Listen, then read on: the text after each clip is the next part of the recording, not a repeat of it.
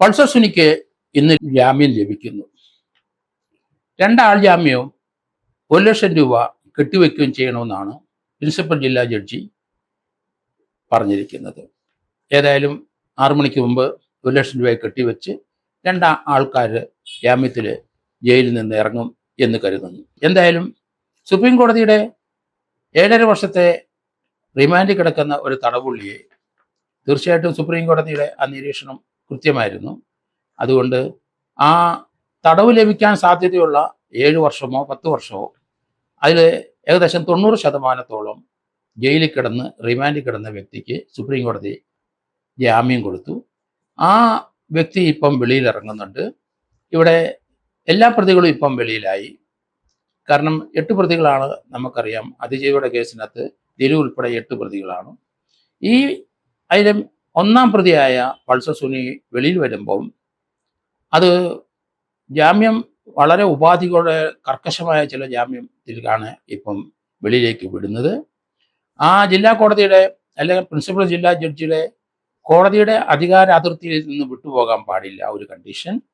രണ്ടാമത് 2 ആൾ ജാമ്യം, അത് അമ്മയോ സഹോദരങ്ങളോ ബന്ധുക്കളോ ആയാലും മതിയല്ലോ. പിന്നെ 1,00,000 രൂപ, അത് തീർച്ചയായിട്ടും ഒരു 4-5 പേര് വിചാരിച്ചാൽ ഒരു 1,00,000 രൂപ ഉണ്ടാക്കി കൊടുക്കും. അപ്പോൾ അതൊന്നും വലിയ ഒരു തുകയായിട്ട് പൾസർ സുനിക്ക് തോന്നാറില്ല, തോന്നത്തുമില്ല.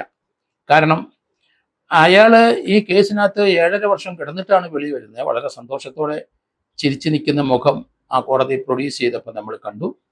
ചെയ്ത ക്രൂരകൃത്യം എന്താണെന്ന്, അതിലുണ്ടായ ആ ഞടുക്കം എന്താണെന്നും, അതിജീവിതയ്ക്ക് അതിലുണ്ടായ ആ മാനസിക സംഘർഷം എന്തായിരുന്നെന്നും അതൊക്കെ നമ്മൾ ആലോചിക്കുമ്പം ഇയാളോട് ഒരിക്കലും നമുക്ക് ക്ഷമിക്കാൻ കഴിയില്ല. ഇന്ത്യയിലെ ഒരു റേപ്പിന് കൊട്ടേഷൻ കൊടുത്ത ആദ്യത്തെ സംഭവമാണ്. ആ റേപ്പ് ചെയ്ത വ്യക്തി പൾസർ സുനിയാണ്. ഇന്ത്യയിൽ ഒരിടത്തും ഇതുപോലെ ഒരു റേപ്പ് നമ്മൾ ധാരാളം പല വിധത്തിൽ കണ്ടിട്ടുണ്ടെങ്കിലും കൊട്ടേഷൻ കൊടുക്കുന്നത് ഇന്ത്യയിൽ ആദ്യമാണ്. ഈ കേസിൻ്റെ സ്വഭാവം അത് തന്നെയാണ്. അത് ഒരു റേപ്പിന് ഇക്വലൻ്റ് ആണ് ചെയ്ത പ്രവൃത്തികളൊക്കെ. അതുകൊണ്ട് അത് ഒരു ലൈഫ് ഇംപ്രസ്മെന്റ് വരെ ശിക്ഷ കിട്ടാവുന്ന ഒരു വകുപ്പ് തന്നെയാണ്. എന്തായാലും ഇപ്പം പൾസർ സുനിയുടെ ജാമ്യത്തിനകത്ത് ചില വ്യവസ്ഥകൾ, ചില കണ്ടീഷൻ പറഞ്ഞിട്ടുണ്ട്. പത്രക്കാരോട് സംസാരിക്കാൻ പാടില്ല, കോടതിയുടെ അധികാര അതിർത്തി വെളിയിൽ വിട്ടു പോകാമല്ല, അതുപോലെ തന്നെ കോടതി പരിധി വിട്ടു പോകാതിരിക്കുന്നതോടൊപ്പം തന്നെ സാക്ഷികളെ സ്വാധീനിക്കാൻ ശ്രമിക്കരുത്. അങ്ങനെ വളരെയധികം ഉപാധികളോടെയാണ് ഈ ജാമ്യം കൊടുത്തിരിക്കുന്നത് കോടതി. എങ്കിലും പൾസർ സുനിയെ പോലെയുള്ള ഒരു ക്രിമിനലിൻ്റെ പ്രവർത്തനം എങ്ങനെയായിരിക്കും എന്നൊന്നും നമുക്ക് ഒരിക്കലും നിർവചിക്കാനോ ഒരു ഫോർകാസ്റ്റ് ചെയ്യാനോ ഒന്നും കഴിയില്ല. പക്ഷേ അതിജീവിയുടെ പീഡനം കഴിഞ്ഞ് ഓടി രക്ഷപ്പെട്ട, അല്ലെങ്കിൽ അവിടെ നിന്ന് ഓടി രക്ഷപ്പെട്ട പൾസർ സുനി ഒരു പെട്ടി ഓട്ടോയിലാണ് ആ സ്ഥലത്ത് നിന്ന് അപ്രത്യക്ഷമായത്. പെട്ടിയോട്ട പോകുന്ന വഴിക്ക് ഒരു വീടിൻ്റെ മതിലിൻ്റെ മുകളിൽ കൂടെ ഇവൻ എടുത്ത് ചാടി അവിടെ പോയി ഈ ഒറിജിനലെ ദൃശ്യങ്ങൾ കൈമാറി എന്നാണ് കരുതപ്പെടുന്നത്. പക്ഷേ അതിനെപ്പറ്റി അങ്ങോട്ട് കൂടുതലും വെളിച്ചം വീശുന്ന കാര്യങ്ങളൊന്നും പോലീസിന് എത്താൻ കഴിഞ്ഞിട്ടില്ല. അവിടെ എന്തിനു പോയി എന്നും അറിയില്ല. അതുകൊണ്ടാണ് ഈ സംഭവം കഴിഞ്ഞ് എടുത്ത ദൃശ്യമായിട്ട് തന്നെയാണ് പോയത്. ആ ദൃശ്യം അവിടെ കൊടുക്കപ്പെട്ടു. അതിനുശേഷം അതിൻ്റെ കോപ്പി എടുത്തു എന്ന് കരുതപ്പെടുന്നു. അതിനുശേഷം വീണ്ടും ഇയാൾ അവിടുത്തെ അടുത്ത ദിവസം ആ അതിജീവിതയുടെ സുഹൃത്തായ ദിലീപിൻ്റെ ഭാര്യയുടെ ഒരു റെഡിമെയ്ഡ് ഷോപ്പിൽ പോയി ഈ സാധനം കൈമാറിയെന്നും ആരോപണമുണ്ട്.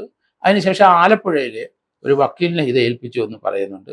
എന്തായാലും ആ വക്കീൽ അത് നശിപ്പിച്ചു എന്ന് പറയുന്നത് നമ്മൾ കേട്ടു. ആ വക്കീലിനെ പോകുന്നതിന് മുമ്പ് വേറൊരു വക്കീലിനെ കാണിച്ചിരുന്നു എന്നും പറയുന്നുണ്ട്.